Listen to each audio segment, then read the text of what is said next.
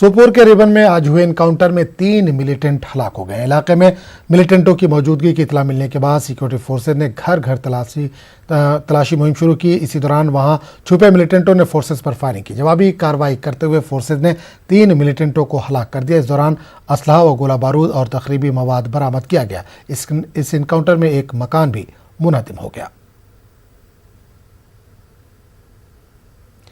अलीगाम पुलवामा के एक नौजवान मिराजुद्दीन के घर वालों ने उससे घर वापसी की अपील की है। घर वालों ने मिलिटेंसी का रास्ता छोड़कर वापस आने की मिराजुद्दीन से अपील की है। मिराजुद्दीन हाल ही में मिलिटेंट सफों में शामिल हुआ है।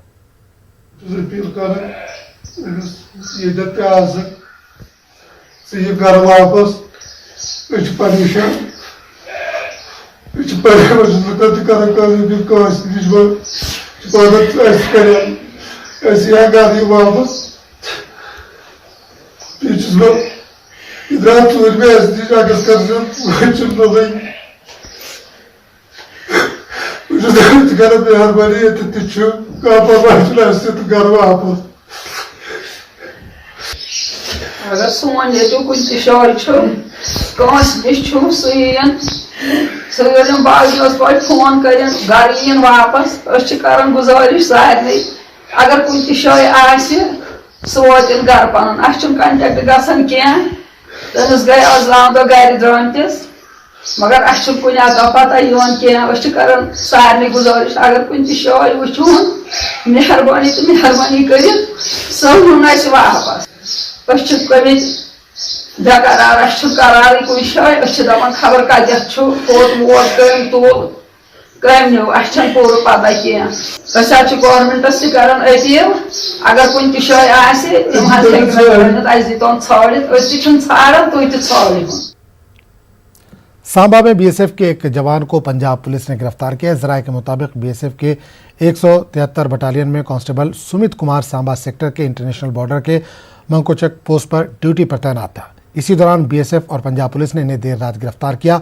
सुमित कुमार के सामान की तलाशी ली गई और एक पिस्तौल, 80 गोलियां, 12 बोर के 2 राउंड्स, 2 मैगजीन, 3 सेलफोन और 2 सिम कार्ड बरामद किए गए। जब इस गिरफ्तारी के हवाले से बीएसएफ से रब्ता किया गया तो कोई जानकारी साझा नहीं की गई, जबकि सांबा पुलिस का कहना है कि इस जिम्न में इनके पास कोई जानकारी नहीं है। बीजेपी के कौमी जनरल सेक्रेटरी राम माधव का कहना है कि मुल्क भर में बीजेपी के तमाम लीडरान और कारकुन वादी में मौजूदा बीजेपी वर्करों के साथ खड़े हैं। इनका कहना है कि जिन लोगों ने पार्टी के लीडर शेख वसीम बारी को उनके भाई और वालिद के हमरा कत्ल किया, उनका पता चलाकर इन्हें इनके अंजाम तक पहुंचा देना चाहिए। राम माधव ने शेख वसीम बारी, उमर बशीर और बशीर अहमद के चाहरूम के मौके पर मरकजी वजीर मुमलिकत डॉक्टर जितेंद्र सिंह और दूसरे लीडरान के हमरा बांडीपुरा का दौरा किया। राम माधव का कहना था कि वो इस वारदात से काफ़ी रंजीदा हैं।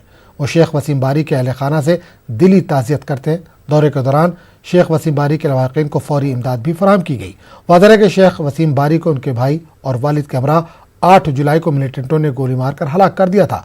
आज इंतहाई सादगी से तीनों का रस्म चाहरूम अंजाम दिया गया। इस हमले के बाद लवाकिन के घर रोजाना लीडरान ताज़ियत के लिए आ रहे हैं। इसकी वजह से बांडीपुरा में सिक्योरिटी को मजीद सख्त कर दिया गया है।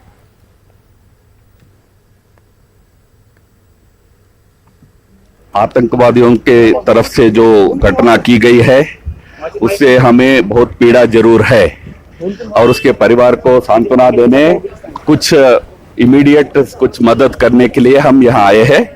और हम सब पूरे देश भर के भारतीय जनता पार्टी के नेता, पार्टी के कार्यकर्ता सब इस कठिन स्थिति में यहाँ के सब कार्यकर्ताओं के साथ खड़े हैं। पर यहाँ पर जो लोग इस काम को अंजाम दिए हैं उनको जरूर ट्रैक करके उनको न्यूट्रलाइज किया जाना चाहिए, हमारा आग्रह है। और सभी कार्यकर्ताओं को पूरे सुरक्षा की व्यवस्था किया जाए, ऐसा भी हम प्रशासन से मांग। बीजेपी लीडर मरहूम वसीम बारी, इनके भाई और वालिद को खराज अकीदत पेश करने के लिए श्रीनगर के टैगोर हॉल में एक ताज़ियती प्रोग्राम मुनक्किद किया गया। इसमें मरकजी वजीर मुमलिकत डॉक्टर जितेंद्र सिंह, पार्टी के कौमी जनरल सेक्रेटरी राम माधव, अविनाश राय खन्ना और दीगर ने शिरकत की। मुकामी सियासतदानों पर निशाना साधते हुए बीजेपी लीडरान ने कहा कि वो लोग 1 साल गुजर जाने के बाद भी 370 का रोना रो रहे हैं। इन्होंने कहा कि 370 मुल्क के मफाद में नहीं था। हो जाता है उसका कम से कम हो जाता है। तो काश आज वसीम ये देख पाता कि कितनी आंखें नम हो गई उसके जाने पर। और ये सिलसिला महज भारतीय जनता पार्टी के कारकुनों तक ही महदूद नहीं है। पिछले 4 दिन में मुल्क भर से इस तरह के पैगाम आ रहे हैं, उन लोगों से भी जो शायद बहुत ज्यादा जानते भी ना होंगे कि भारतीय जनता पार्टी का फलसफा क्या है, असूल क्या है, लेकिन इतना महसूस होता है उनको कि जो हुआ वो गलत हुआ, वो जुल्म हुआ। इस मौके पर राम माधव ने कहा कि डीलिमिटेशन के बाद ही यहाँ इंतखाबात मुनक्किद कराए जाएंगे। इन्होंने कहा कि मुकामी सियासी जमातों को सियासी सरगर्मियां शुरू कर देनी चाहिए। जम्मू कश्मीर का यूटी का कानून बना, उसके अंदर जम्मू कश्मीर यूटी के लिए एक लेजिस्लेटिव असेंबली भी होगी और उसके लिए डिलिमिटेशन का एक्सरसाइज प्रारंभ हुआ है। मैं मानता हूं कि डिलिमिटेशन एक्सरसाइज पूरा होने के बाद अनुकूल समय देखकर जरूर इस राज्य में लेजिस्लेटिव असेंबली यूटी के लिए बनाया जाएगा। यहाँ इस समय प्रायोरिटी कोविड से लड़ना पहली प्राथमिकता है, उसके बाद यहाँ डिलिमिटेशन की एक्सरसाइज पूरा होना है, उसके बाद यूटी के लिए लेजिस्लेटिव असेंबली बनेगा, ये प्रायोरिटी है। जब अनुकूल समय आएगा बाकी सारे मुद्दों के ऊपर भी जरूर भारत सरकार निर्णय लेगी। बार बार कह रहे हैं कि राजनीतिक गतिविधि क्यों शुरू नहीं कर रहे, ये प्रश्न हम उनसे पूछ रहे हैं। यहाँ सामान्य जनता के लिए खड़ा होने के लिए आज पीडीपी या एनसी के नेता तैयार नहीं है। वो तो अपने ट्विटर की दुनिया का आनंद लेकर घूम रहे हैं, जनता के बीच आ नहीं रहे हैं, जनता की समस्याएं उठा नहीं रहे हैं प्रशासन के साथ। तो वो जो गैर जिम्मेदारी व्यवहार कर रहे हैं उसको छोड़कर सही राजनेता जैसा आके जनता के बीच खड़ा होकर उनकी समस्याओं के लिए काम करना चाहिए। जम्मू कश्मीर में कोरोना वायरस से अमवात का सिलसिला तेजी से जारी है। यूटी में आज भी कोरोना मुतासरा मजीद 9 मरीजों की मौत हो गई। कश्मीर में 8 और जम्मू में 1 की मौत हुई है। आज फौत हुए अफराद में यारापुरा कोलगाम का एक 11 रोज का बच्चा भी शामिल है। मधु कोलगाम के एक 80 साला खातून की मौत हो गई। कोलगाम के ही एक 47 साला खातून की भी मौत हो गई। ताहम इसका कोरोना टेस्ट नहीं किया गया था, ऐसे में इसको कोरोना के जुमरे में नहीं रखा गया। उधर गुलाब बाग श्रीनगर के एक 60 बरस के मरीज की भी कोरोना से मौत हो गई। कंगन के 55 बरस के खातून भी कोरोना की शिकार हो गई। चडूरा के 65 बरस के एक मरीज की SMHS अस्पताल में मौत हो गई। टंगमर के एक 60 साला शख्स की SHMS अस्पताल में मौत हो गई, जबकि हब्बा कदल श्रीनगर के एक मरीज की CD अस्पताल में मौत हो गई। उधर जम्मू कश्मीर में रोजाना सैकड़ों नए मुस्बत केस में भी सामने आ रहे हैं। कश्मीर में आज 300 के करीब अफराद के टेस्ट मुस्बत पाए गए। जम्मू खित्ते में आज अभी तक 65 अफराद के टेस्ट मुस्बत आए। वादी में 15 CRPF जवान और पुलिस के 6 कांस्टेबल भी मुस्बत पाए गए हैं। DC श्रीनगर के मुताबिक कोरोना के तेजी से फैलने की वजह से श्रीनगर के कई इलाकों को कंटेनमेंट जोन करार दिया गया है। इन इलाकों में सख्त पाबंदियां आयद कर दी गई हैं। डिफरेंट जो स्टेक होल्डर्स हैं उनसे हमने फीडबैक ली, मेडिकल कॉलेज स्कीम्स से, हेल्थ डिपार्टमेंट और बाकी प्रिवेंटिव सोशल मेडिसिन के लोग जो हमारे साथ काम कर रहे हैं, डिस्ट्रिक्ट डिजास्टर मैनेजमेंट अथॉरिटी के जो मेंबर्स हैं, तो जितने भी हमारे पास एग्जिस्टिंग कंटेनमेंट जोन्स थे उनको एक रिव्यू किया गया है। और एक अच्छी बात यह है कि 24 हमारे पास जो एग्जिस्टिंग रेड जोन पिछले काफी 2 महीने से थे उसमें नंबर ऑफ केसेस कम हुए हैं। लोगों ने बड़ा अच्छा कोऑपरेट किया है वहां पे, और वो 24 रेड जोन जो हैं आज वो डिनोटिफाई किए गए हैं। उसके अलावा काफी नंबर ऑफ केसेस जो बड़ा है, जैसे मैंने पहले बताया कि 502 केसेस हमारे पास थे जब हमने 1 महीना पहले रिस्ट्रिक्शन ईज की थी। आज हमारे पास 1600 से ज्यादा केसेस हैं और सिम्टोमेटिक जो नंबर है केसेस का वो काफी ज्यादा आ रहा है। तो एज पर एग्जिस्टिंग गाइडलाइंस इसमें ऐसा होता है कि जहां पे आपके पास एक क्लस्टर ऑफ केसेस आ जाता है, कहीं 4-5 केसेस इकट्ठे जब आते हैं, तो जब एक क्लस्टर आ गया केसेस का तो उसको आप कंटेनमेंट जोन पहले डिक्लेयर करते हैं। उसमें पेरीमीटर रिस्ट्रिक्शन रखी जाती है, उसमें फिजिकली बंद किया जाता है मूवमेंट किसी किस्म का भी। इसमें सारी जो इसकी सोल्यूशन है वो नॉर्म्स जो प्रिकॉशंस हैं वो अडॉप्ट करने में है, जिसमें पब्लिक हमारे साथ बहुत कोऑपरेशन कर सकती है। जैसे मैंने अभी पहले आपको बताया कि 24 एरिया में लोगों ने कोऑपरेशन किया, आज वो एरिया रेड जोन से हट गए। और मुझे यकीन है कि जो 99 एरियाज नए अभी रेड जोन में ये आए हैं या ऑलरेडी एग्जिस्ट कर रहे थे जिनको हमने रीएडजस्ट किया है, डेफिनेटली लोगों की कोऑपरेशन यहाँ रहेगी, हमें इसमें इंप्रूवमेंट होगी। कोरोना वायरस के बढ़ते मामलात के बीच DC बारामूला डॉक्टर GN एत्तो ने कहा कि इंतजामिया की जानिब से वायरस की रोकथाम के लिए तमाम ज़रूरी इक़दाम किए जाएंगे। DC ने एक प्रेस कॉन्फ्रेंस से खिताब करते हुए कहा कि लोगों की सेहत को लेकर कोई समझौता नहीं किया जाएगा और वसी तर अवामी मफाद में किसी भी लापरवाही को बर्दाश्त नहीं किया जाएगा। डॉक्टर एत्तो ने कहा कि इंतजामिया ने बाद सख्त इक़दाम किए, लेकिन अवाम का जब तक ताउन नहीं मिलेगा उसके खातिर खा नताइज बरामद नहीं होंगे। DC ने कहा कि 39 मुकामात की निशानदही बतौर हॉट स्पॉट की गई है। इन्होंने कहा कि इन इलाकों में रैंडम सैंपलिंग और बड़े पैमाने पर टेस्ट अंजाम दिए जाएंगे।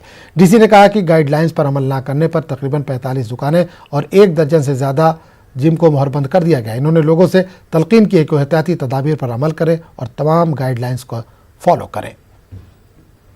लोगों ने कंसर्न दिखाया है कि जैसे पहले हमने लॉकडाउन किया था तो काफ़ी हद तक कंट्रोल हुआ था, उसके बाद जब रिलैक्सेशंस मिली अनलॉक के हवाले से तो केसेस बढ़ने लगे। तो अभी तक 28,000 के करीब जो है बारामूला डिस्ट्रिक्ट में टेस्ट हो चुके हैं। लेकिन आने वाले 1-2 दिनों में हम दोबारा से सिचुएशन को रिव्यू करेंगे और अगर हमें लगेगा कि लोग जो है वो कोऑपरेट करने के लिए तैयार नहीं है, अगर हमें लगा किसी किस्म की कोई दिक्कत हमें आ रही है तो उसके बारे में हम बिल्कुल एप्रोप्रिएट टाइम पे फैसला करेंगे। लेकिन मुझे पूरा यकीन है कि लोग खुद समझदार हैं, लोग खुद समझते हैं और जहां तक हमारी एडमिनिस्ट्रेशन की तरफ से जो इकदाम करने हैं उस हवाले से हम कोई कॉम्प्रोमाइज नहीं करेंगे। कुपवाड़ा जिले में कोरोना वायरस के केसों में मुसलसल इजाफे के बाद इंतजामिया की जानिब से 3 रोज तक लॉकडाउन का ऐलान किया गया। आज जिले में लॉकडाउन का भरपूर असर देखने को मिला। जिला भर में पब्लिक ट्रांसपोर्ट सड़कों से गायब रहा, दुकानें और कारोबारी इदारे बंद रहे। तमाम म्यूनसिपल कमेटियों की जानिब से कुपवाड़ा और हंदवाड़ा के बाजारों में दिन भर जरासीम कुश अद्वियात का छिड़काव किया गया। इंतजामिया के एक हुक्मनामे के मुताबिक कस्बे जात में आने वाले बैंक शाखें बंद रहेंगी।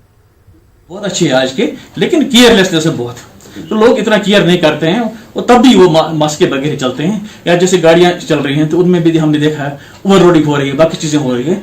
तो हालांकि एनफोर्समेंट एजेंसीज मजिस्ट्रेट्स फील्ड पे है, वो काम कर रहे हैं, लेकिन लोगों का ताउन चाहिए इसमें, क्योंकि सबसे ज्यादा लोगों का ताउन हो तो तब ही हम इस पर कंट्रोल कर सकते हैं। कोरोना वायरस के बढ़ते केसेस के पेश नज़र जिला अनंतनाग में सख्त तरीन बंदिश और इम्तनाई अहकाम दोबारा नाफिज कर दिए गए हैं। इसकी वजह से आम जिंदगी काफ़ी मुतासिर हुई। लॉकडाउन को दोबारा नाफिज करने के लिए पुलिस के साथ साथ मोटर व्हीकल डिपार्टमेंट भी इकदाम उठा रहा है। इस सिलसिले में जहां पुलिस ने अनंतनाग व दीगर कस्बे जात को जाने वाले तमाम रास्तों पर नाके कायम किए हैं, वहीं ARTO पीरजादा शबीर की क़यादत में कई मकामात पर चेकिंग अमल में लाई गई। खिलाफ वर्जी की पादाश में कई अफराद के खिलाफ कार्रवाई भी की गई है।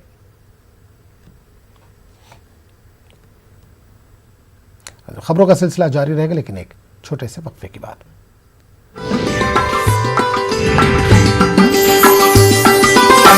जम्मू कश्मीर के मारूफ अदाकार शादीलाल कौल चल बसे। वो पिछले चंद दिनों से बीमार थे और नारायणा अस्पताल में जेर इलाज थे। डॉक्टरों के मशवरे पर इन्हें घर वापस लाया गया था और इन्होंने बीती शब अपनी रिहाइशगाह पर आखिरी सांस ली। आज इनकी आखिरी रसूमात अंजाम दी गई। शादीलाल कौल हमजहत शख्सियत के मालिक थे। इन्होंने थिएटर के अलावा टीवी सीरियल में अपने अदाकारी के जौहर दिखाए थे।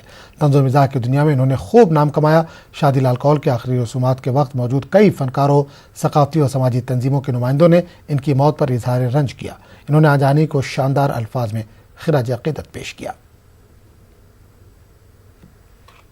He started his career as stage actor in 70s. He has his own Pannak theatre. Pannak theatre चलो अपने काम की कॉमेडी की वजह से शादीलाल को लोग जानते हैं, अच्छी तरह जानते हैं। उन्हें भी बहुतों को यकीन नहीं होगा कि शादीलाल नहीं। शादीलाल का वजूद मेरे लिए सर चार्ली चैपलिन जैसा है, जैसा यूरोप में उनका स्टेचर था कि he used to create from comedy from the serious issues. जो सीरियस टू सीरियस इश्यूज भी होते थे उनमें भी अपनी एक्शन से कॉमेडी क्रिएट करते थे, लेकिन जब सोचने पे आदमी मजबूर हो जाता था तो उसे एहसास होता था कि ये सिचुएशन कितनी ग्रिम है, ये कितनी बहुत ही नाजुक सिचुएशन। शादीलाल वही थे। 73-74 में जो उसने काम किया था, एक प्ले का जो स्टेज प्ले था, एक उसका मैं जिक्र करना चाहता हूँ कि वो था लोकल टैक्स एक्स्ट्रा, जिसमें उसने काम किया था। मैं क्या बताऊँ आपको सर कि उसने वो लोकल टैक्स एक्स्ट्रा कम से कम 100 बार उन्होंने स्टेज किया था और 100 बार पब्लिक आती रहती थी उसको देखने के लिए, बिकॉज ऑफ हिज परफॉर्मेंस। वो वाकई वही अदाकार है जिसने मज़ाहिया अदाकारी को एक क्रिएटिव मकाम तक लाया, जिसने मिज़ाह के मैदान में एक ऐसा मकाम पैदा किया जो उनके जाने के बाद भी कई सदियों तक याद रहेगा। क्योंकि बहुत कम वक्त में शादीलाल ने हमारे लाशऊर में एक ऐसी जगह बना दी जो अनमिट है, जिसको मिटाया नहीं जा सकता। शादीलाल कौल एक बाकमाल अदाकार थे। इन्होंने मुख्तलिफ किरदारों में अपनी अदाकारी के जौहर दिखाए, ताहम इनकी पहचान कॉमेडी किंग की हैसियत से बनी थी। पेश है रिपोर्ट।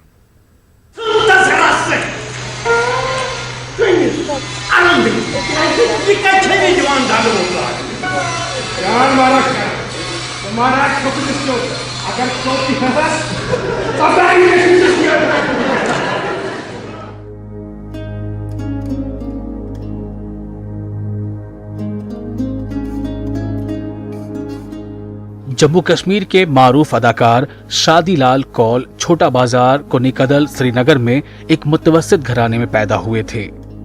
70 की दहाई में इनके एक्टिंग करियर की शुरुआत हुई थी। इब्तिदा में इन्होंने मोहल्ला थिएटर ग्रुप तश्कील दिया था। साल 1974 में इन्होंने अदाकार अयाश आरिफ के हमराह श्रीनगर में कालिदास थिएटर का आगाज किया था। इसी बीच इन्हें सेल्स डिपार्टमेंट में नौकरी मिल गई थी, ताहम इसके बावजूद इन्होंने एक्टिंग नहीं छोड़ी। क्या कराने थे गिंदान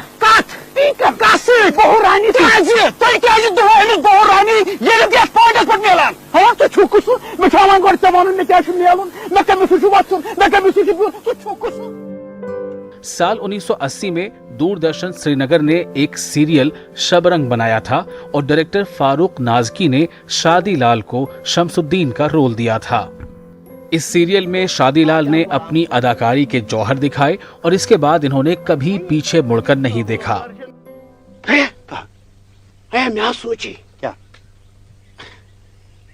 ये टोप ना सजना तो मैं यह ईमानदार सरने पे सजा या वचित कित पछ युवान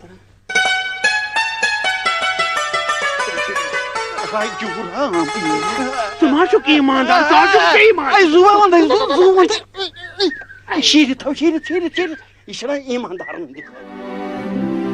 कश्मीर के हर घर में शमसुद्दीन नाम बेहद मकबूल रहा। शादीलाल बाकमाल अदाकार थे। हालांकि इन्होंने कहीं से भी एक्टिंग नहीं सीखी थी, लेकिन इन्होंने अदाकारी में नुमाया मकाम हासिल किया। शादीलाल ने मुख्तलिफ रोल बेहतरीन अंदाज में निभाए, लेकिन इन्होंने मिजाहिया अदाकार की हैसियत से अपनी अलग शनाख्त बनाई। शादीलाल ने 40 से ज्यादा ड्रामों और टीवी सीरियल्स में अदाकारी की। इनमें शबरंग, हाउसबोट, आदमजाद, गाश इनस्ताम, पजर यल मूद, रंगन होइंद रंग, कथा सागर, इंतकाम, अंजाम, गुलाम बेगम बादशाह और गुल गुलशन गुलफाम काबिले जिक्र हैं। तसरुफ, दस्तार और जलुर समेत दीगर ड्रामों में बेहतरीन अदाकारी के लिए इन्हें अवार्ड से भी नवाजा गया था। शादीलाल ने श्रीनगर में कालिदास थिएटर के अलावा अब्दुल रहीम कुचे के हमराह यास्मीन ड्रामेटिक क्लब या नुक्कड़ थिएटर कायम किया था। थिएटर और टीवी के जरिए लोगों के चेहरों पर मुस्कान लाने वाला कॉमेडी किंग अब इस दुनिया से रुखसत हो गया है। ताहम अब भी वो लोगों के दिलों पर राज करते रहेंगे।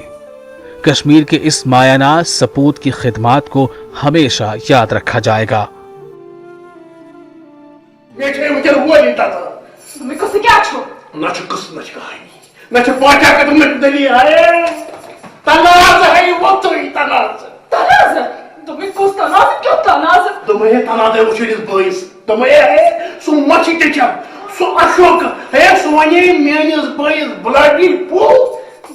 Bureau report, news 18 Urdu. Shadilal Kaul के इंतकाल पर मुख्तलिफ शोबों से वाबस्ता शख्सियात ने दुख का इजहार किया। फनकारों, अदीबों, शायरों और दीगर सरकर्दा शख्सियात ने मज़ाहिया अदाकार की मौत को नाकाबिल तलाफी नुकसान करार दिया। इन्होंने साथियों और दोस्तों का कहना है कि आजानी एक बेहतरीन इंसान भी थे। इन अफराद ने आजानी अदाकार के लवाकिन के साथ इजहार ताज़ियत किया। शादीलाल का जहाँ तक ताल्लुक़ है, वो हमारी कॉमेडी का बादशाह था। जब मैं प्रोड्यूसर था तो मैंने एक सीरियल उसके साथ शुरू किया था, शबरंग। उस सीरियल का जादू आज तक लोगों के सरों पर सवार है। उसके डायलॉग अभी तक याद हैं लोगों को। शादीलाल एक ऑर्डिनरी कॉमेडियन नहीं था, बहुत ही ज़बरदस्त कॉमेडियन था। पुष्करबान के बाद अगर नज़र कहीं ठहरती है तो वो ठहरती है शादीलाल पर। शादीलाल की कॉमेडी में जो टाइमिंग थी वो तो या आपको हिंदी फिल्मों में सिर्फ जगदीप के यहाँ नज़र आती है। जो जगदीप वो भी कल ही गुजर गए। और ये सूरमा भोपाली जो था, ये रोल मॉडल रहा है शादीलाल का। टाइमिंग उसके पास गजब थी, उसकी बॉडी लैंग्वेज गजब थी, कोऑर्डिनेशन गजब था।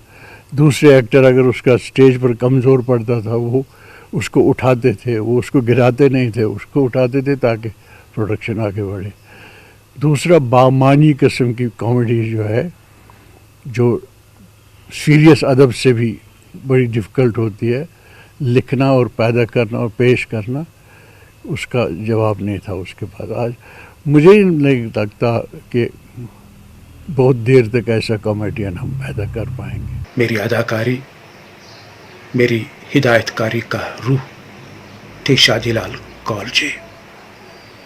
जब इंसान की बॉडी से रूह चला जाता है तो बॉडी बेकार हो जाती है, डेड हो जाती है। वही मेरा भी हाल है। इसके बारे में क्या कहूं, अल्फाज ही नहीं मिलते। हाँ, जिस्मानी तौर वो तो हमसे दूर चले गए, लेकिन सदियों तक लोग शादी जी को याद करते रहेंगे, उसकी अदाकारी को याद करते रहेंगे, उसकी इंसानियत को याद करते रहेंगे। भगवान उसकी रूह को शांति बख्शे। बहुत दुख और अफसोस है कि कश्मीरी ड्रामा और स्टेज के एक अजीम अदाकार श्री शादीलाल कौल हमसे जुदा हो गई। उसने अपनी उम्र के 50 साल कश्मीरी ड्रामा और स्टेज के लिए वक्फ किया। उसके जाने से कश्मीरी स्टेज और कश्मीरी ड्रामा में इख्तिलाफ पैदा हो गया, जो पूरा करना मुमकिन नहीं है। जब मैं एक सीरियल शबरंग श्रीनगर दूरदर्शन के लिए बना रहा था, उसका मरकजी किरदार शादीलाल था और वो सीरियल करीब 2 साल से ज़्यादा चला और वो 2 साल मैं और शादीलाल लगातार रोज़ बरोज़ मिलते रहे। वो सीरियल इस कदर मकबूल हुआ कि शादीलाल रातों रात एक बहुत बड़ा स्टार बना। इसका जाना हमारे सारे समाज के लिए और ख़ासकर आर्टिस्टों के लिए एक यकीनी तौर पे एक बहुत बड़ा नुकसान है। भगवान उनकी आत्मा को शांति दे। टैगोर हॉल श्रीनगर में कई फनकारों और सरकर्दा शख्सियात ने एक ताज़ियती तकरीब मुनक़्क़िद करके आजानी शादीलाल को खराज अक़ीदत पेश किया। इन्होंने आजानी की खिदमात को याद करते हुए कहा कि इनके जैसे फ़नकार बहुत कम पाए जाते हैं। इन्होंने कौल के अहल खाना के साथ इजहार ताज़ियत किया और इनके इंतकाल पर दुख का इजहार किया। इन्होंने कहा कि आजानी कौल हमेशा कश्मीरियों के दिलों में जिंदा रहेंगे। दिल रो रहा है।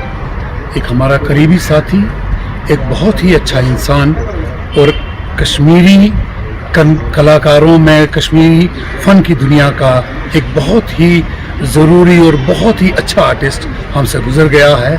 हम सब उसके लिए दुआ करते हैं और सब अफसोस में हैं। पूरी वादी, ख़ासकर फ़नकार और ख़ासकर शादीलाल जी के जो फैंस हैं कश्मीर में, उनके दिलों में रहते हैं शादीलाल जी, वो सब आज दुख में हैं, सोग में हैं कि शादीलाल जी हमसे हमेशा के लिए बिछड़ गए हैं। मेरा ये ज़ाती नुकसान है। शादीलाल जी ने मुझसे बहुत मोहब्बत की है। मुझसे क्या, हर एक इंसान से, हर एक कश्मीरी आर्टिस्ट से, चाहे वो जूनियर होता था या उनका साथी होता था, उससे बड़ी खुलूस, बड़े अखलाक और बड़ी मोहब्बत से मिलते थे। भगवान उनको स्वर्ग में जगह दे, हमारी यही दुआ है।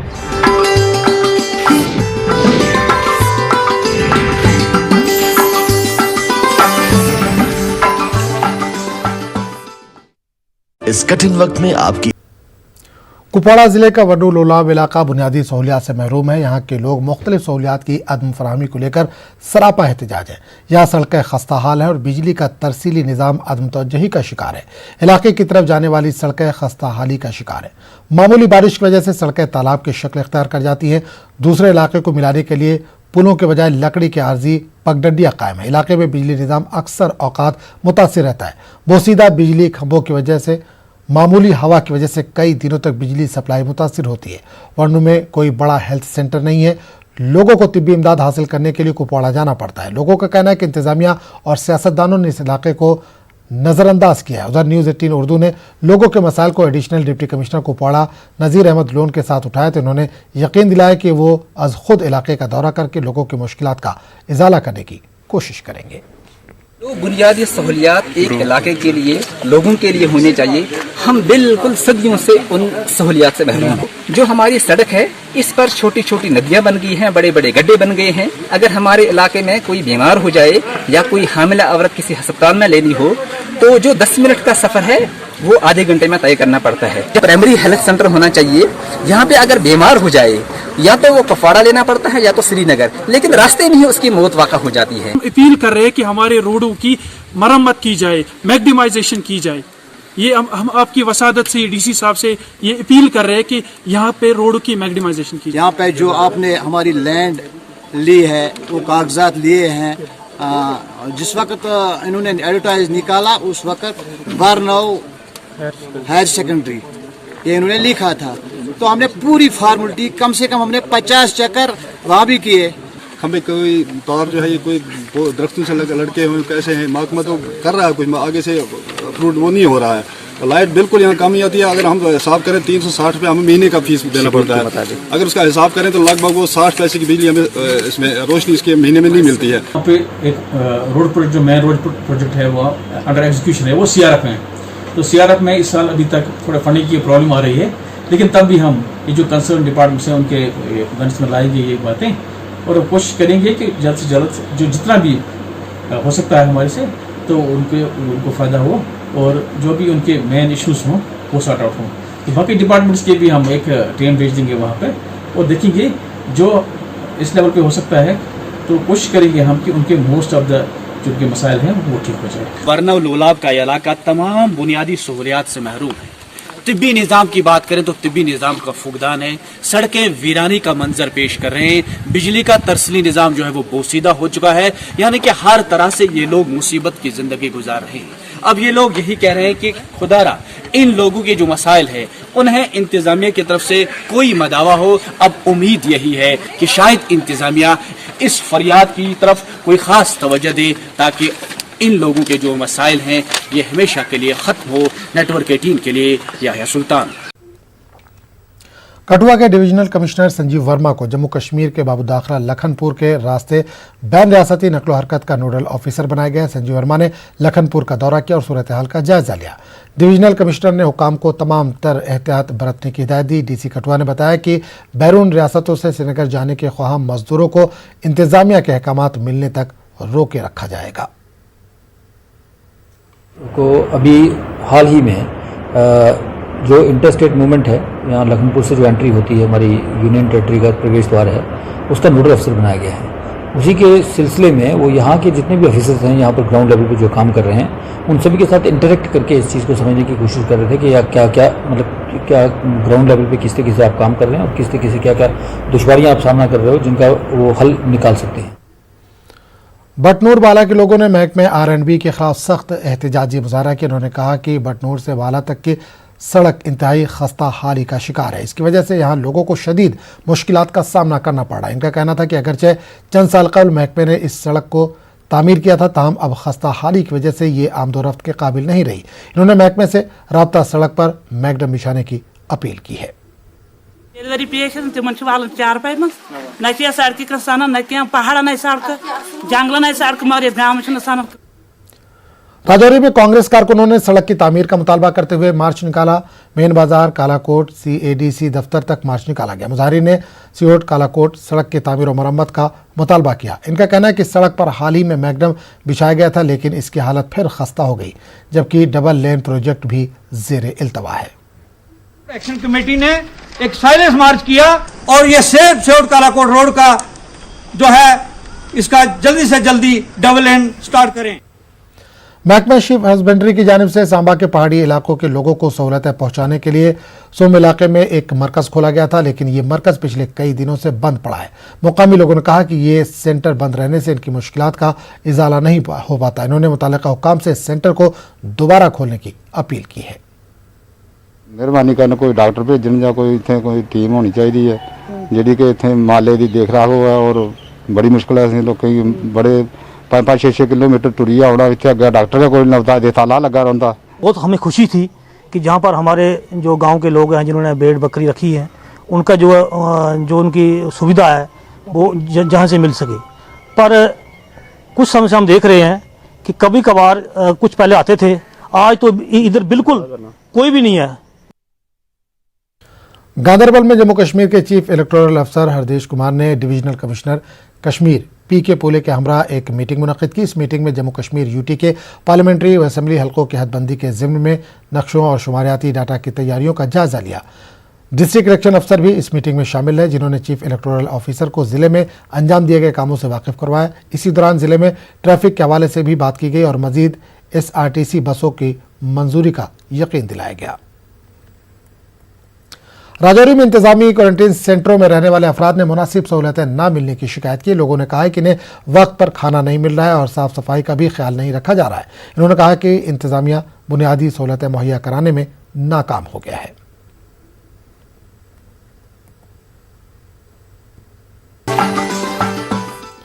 लॉकडाउन के दौरान भी इन दिनों बडगाम के नाराबल क्रिकेट ग्राउंड में क्रिकेट खेलने की गरज से वादी के मुख्तलिफ अजला से नौजवान पहुंच रहे हैं।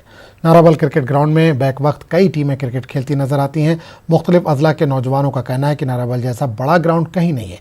नौजवानों ने हुकूमत से अपील की है कि इस ग्राउंड के बचाव के लिए इक़दाम उठाए जाएं। साल से यहाँ पे कंटिन्यूसली आ रहे हैं क्योंकि अवेलेबिलिटी है नहीं श्रीनगर में, तो ऑलमोस्ट 50 किलोमीटर में this is the only ground where we have been playing from last 15 years. तो ये एक एडवांटेज है एक यूथ के लिए, जो यंगस्टर है वो अपना कैरियर जो है वो इसमें बना सकता है। अवेलेबिलिटी है इस ग्राउंड की, तो मुझे लग रहा है कि ये कंटिन्यू होना चाहिए। गीत लकट नौजवान तम लगा ये गिंदस कूदनस कुन शहर पे गिंद ये महल वाल बिचार दह दोस ये शाम लकट शुर गिना फुटबॉल हना दूर पे। नहर तराल में T20 क्रिकेट टूर्नामेंट अख्ताम पजीर हुआ। टूर्नामेंट में सब जिला तराल के 50 टीमों ने हिस्सा लिया। आज टूर्नामेंट का फाइनल मैच खेला गया। इसमें पुनर्जागीर की टीम ने जीत हासिल की।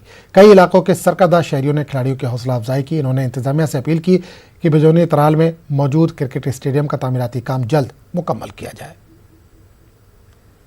शुक्रिया अदा करता हूं। और रही बात आज के मैच की, जो फाइनल मैच है, जो काफी टाइम के बाद, हालांकि जो कोरोना वायरस की वजह से यहाँ पे खोया रुका था तकरीबन 6-5 मंथों से, तो मैं यहाँ की जो ऑर्गेनाइजर बॉडी नहर की है उनका तहे दिल से शुक्रगुजार हूँ क्योंकि उन्होंने इतने लेट भी ये फाइनल मैच खेला था और यहाँ की जो बात है काफी अपग्रेड हुआ था।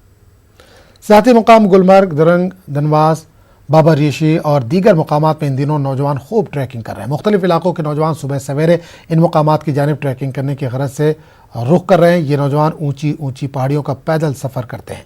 नौजवान कई दिनों तक ट्रैकिंग का सफ़र कर रहे हैं। ये नौजवान अपने साथ खाना और रहने के लिए आर्जी टेंट भी साथ लेते हुए जाते हैं। ट्रैकिंग के दौरान आर्जी टेंटों में क़याम करते हैं। नौजवानों का कहना है कि लॉकडाउन की वजह से वो जिस्मानी वर्जिश नहीं कर पा रहे। ये नौजवान सेहतमंद रहने के गर्ज से ट्रैकिंग कर रहे हैं और इस दौरान वो खूब लुत्फ़ अंदोज़ भी हो रहे हैं।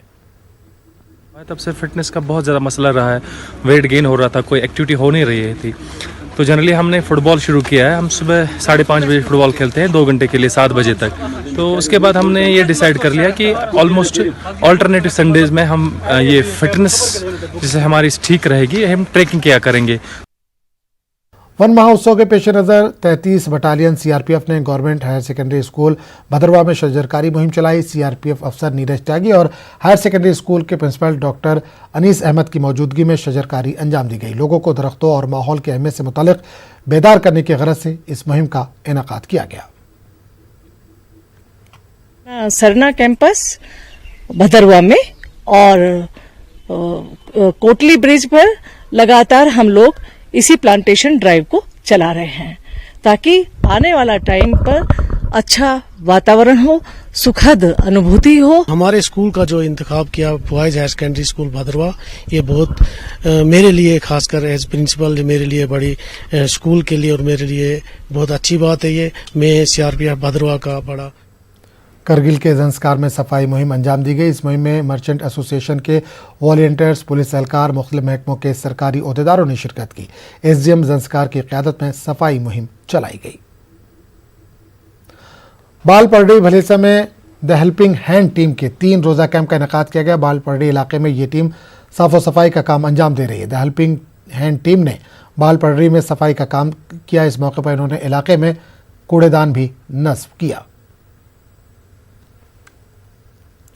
जम्मू कश्मीर पुलिस ने भलेसा में पोस्त और भंग के पैदावार के खिलाफ मुहिम चलाई। पुलिस ने 100 कनाल अराजी पर भंग और पोस्त की काश्त को तबाह कर दिया। एसएसपी डोडा की हिदायत पर पुलिस ने भलेसा के शंगा, बटरा और गंदोह में मुहिम चलाई। मुकामी लोगों ने पुलिस की इस कार्रवाई की सताइश की।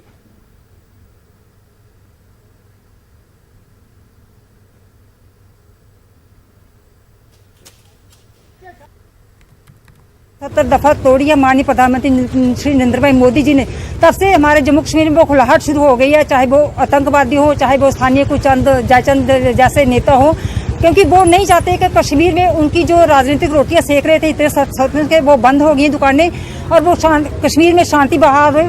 उसी के विरोध में आए दिन आप जानते हो कि भाजपा के जितने भी राष्ट्रभक्ति लोग हैं, चाहे जितने भी कार्यकर्ता हैं, उनकी आए दिन निर्मम हत्या हो रही है।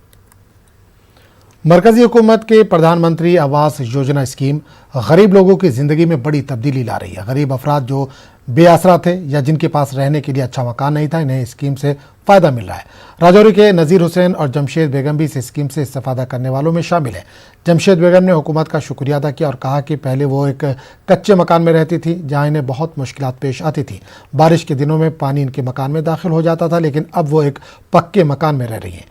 इसी तरह नज़ीर हुसैन का कहना है कि हुकूमत की इस स्कीम के जरिए पक्का मकान मिलने पर इनकी परेशानियां कम हुई हैं। इन्होंने मरकजी हुकूमत का शुक्रिया अदा किया है।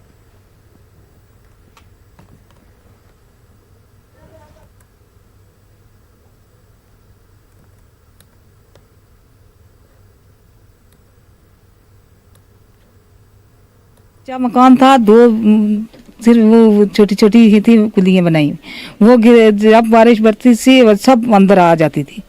फिर रात को कभी कहीं भाग कर जाना पड़ता था, कभी कहीं जाना पड़ता था। प्रधानमंत्री साहब का बहुत बहुत शुक्रिया है जिसने ये मकान दिया है। कई मकान नहीं थे, बहुत दिक्कत होती। कच्चे मकानों में पानी का, बिच्छू, सांप ये काटने का बहुत खतरा था, तो इसलिए अभी पक्के मकान आ गए। इनके लिए बहुत हमको इजी हो गया। बाथरूम के लिए बहुत इजी हो गया, नहीं तो बाथरूम के लिए बहुत प्रॉब्लम थी जेंट्स के लिए, फिर भी लेडीज़ के लिए ज़्यादा प्रॉब्लम थी। वादी कश्मीर के अजीम सपूत और मारूफ अदाकार शादी लाल कौल अब हमारे बीच नहीं रहे। इन्होंने दहाइयों तक अपनी नेचुरल अदाकारी से लोगों को खूब महसूस किया। इनके इंतकाल पर हर आंख नम है। इन्होंने कई यादगार किरदार अदा करके अपनी एक मुनफरिद पहचान बनाई। वो नौजवान नस्ल के लिए बाइस तहरीक थे। इनके कई मकबूल ड्रामे आज भी लोगों की पसंद है। नाज़रीन, आज लड़ी शाह भी अपने मुनफरिद अंदाज में आजानी शादी लाल कौल को खराज अकीदत पेश कर रहे हैं। तो आप देखिए लड़ी शाह और हमें दीजिए इजाज़त। मज़ीद ताज़ा तरीन खबरों के लिए आप लॉगिन कर सकते हैं news18urdu.com पर। आदाब।